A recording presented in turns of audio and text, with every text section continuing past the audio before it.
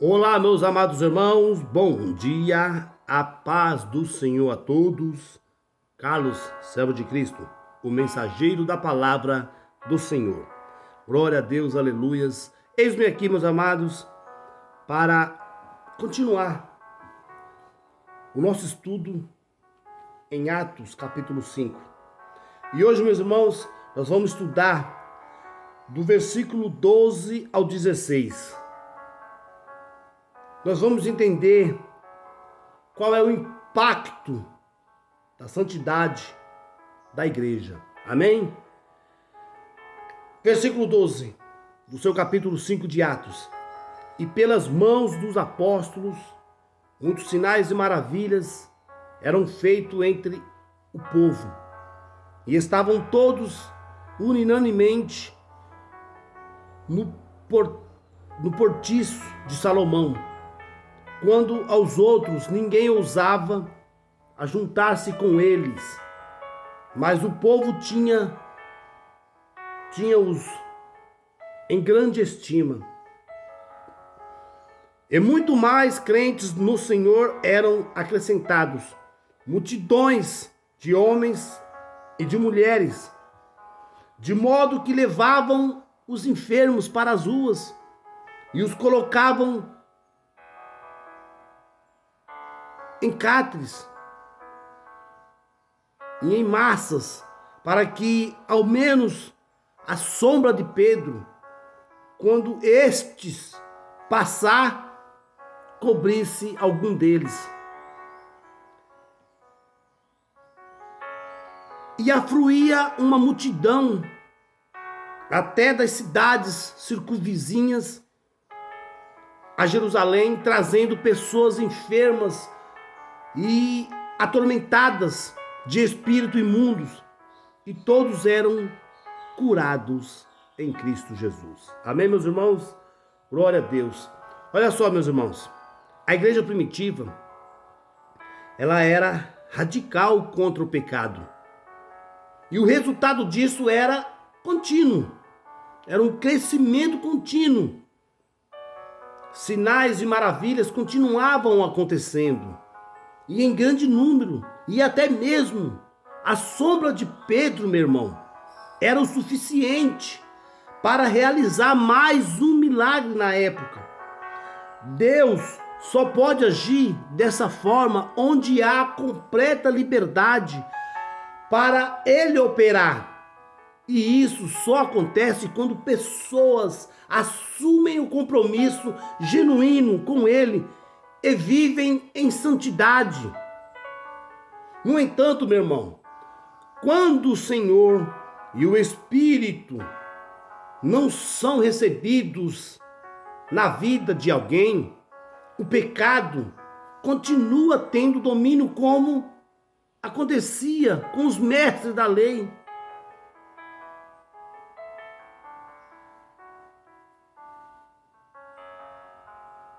Olha o que diz em Atos 17, 18.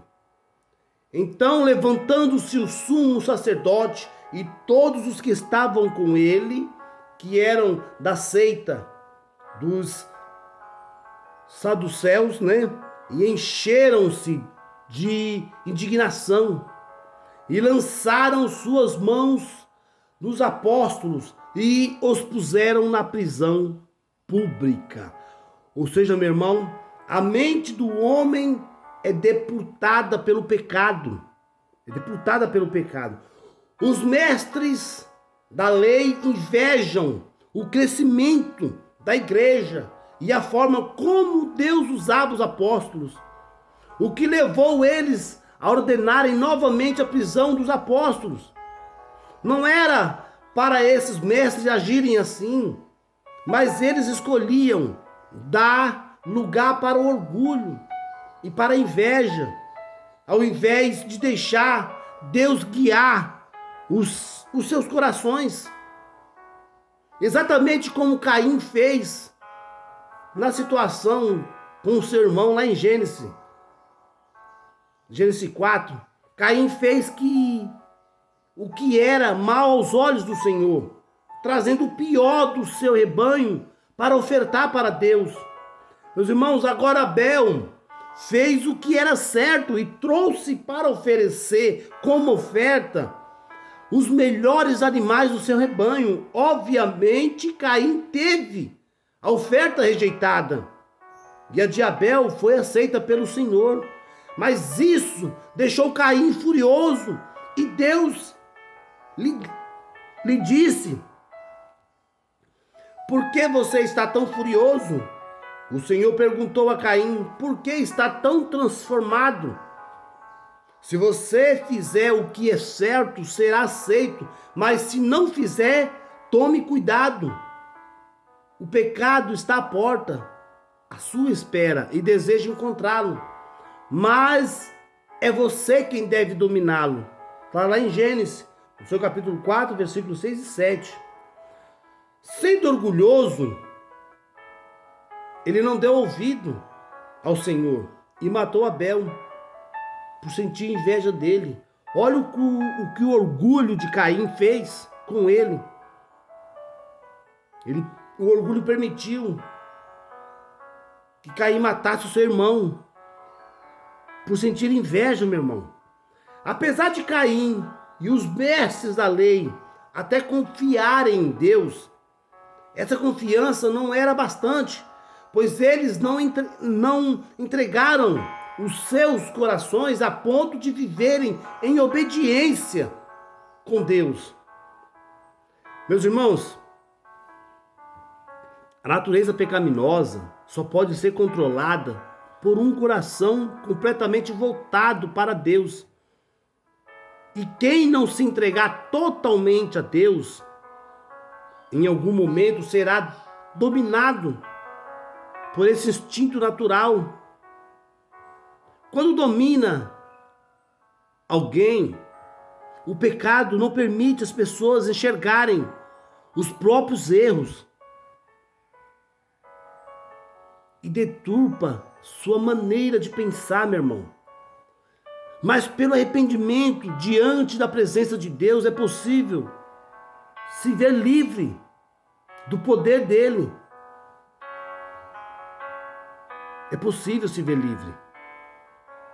Olha o que diz Atos, no capítulo 19 ao 23. O cuidado sobrenatural de Deus. Mas o anjo do Senhor abriu as portas da prisão durante a noite e conduziu-os para fora e disse: ide, apresentai-vos no templo e dizei ao povo todas as palavras desta vida. E ouvindo eles isto, entraram de manhã cedo no templo e ensinavam. Mas vindo o sumo sacerdote e os que estavam com eles, convocaram o conselho e todos do Senado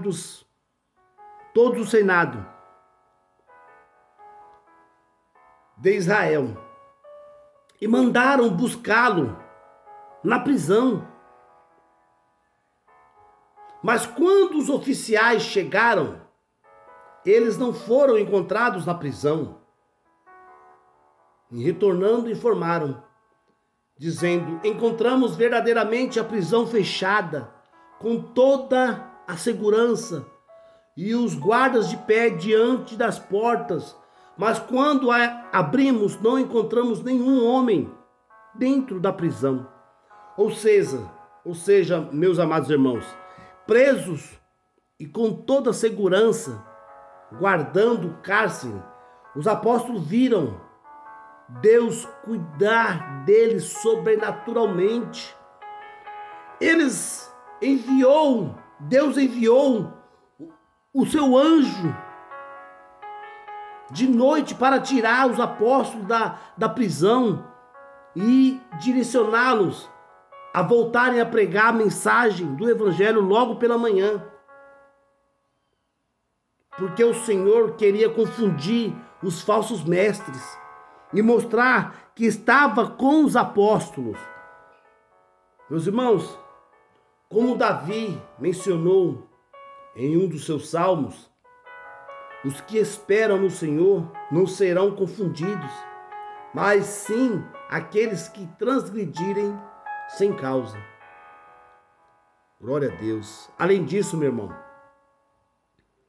o cuidado sobrenatural de Deus é exclusivo para aqueles que vivem a sua vontade. E ele não iria desamparar os apóstolos naquele momento. Ou seja, meus irmãos, nessa passagem, quer dizer para mim e para você, que venha o que vier, a tempestade que for, a potestade que for, a nuvem negra que for, se eu e você tiver inteiramente focado no Senhor, se eu e você tiver verdadeiramente enraizado no Senhor, o Senhor não desampara nenhum de nós. O Senhor vai cuidar, o Senhor vai zelar. Podemos estar presos numa prisão dos homens, mas o Senhor nos tira de lá e nos leva a pregar o Evangelho, nos leva a pregar a verdadeira palavra do Senhor. E esse estudo nos leva a entender que eu e você temos que continuar focado. Eu e você temos que continuar firmes na fé, fazendo a obra do Senhor por inteiro, focado no sobrenatural, porque é isso que acontece sobre nossas vidas. O sobrenatural acontece diariamente em nossas vidas. E temos que crer nesse Deus, como diz o Davi: os que esperam no Senhor não serão confundidos, mas sim aqueles que transgridem sem causa. Eu e você, meu irmão, que espera no Senhor, nós não seremos confundidos.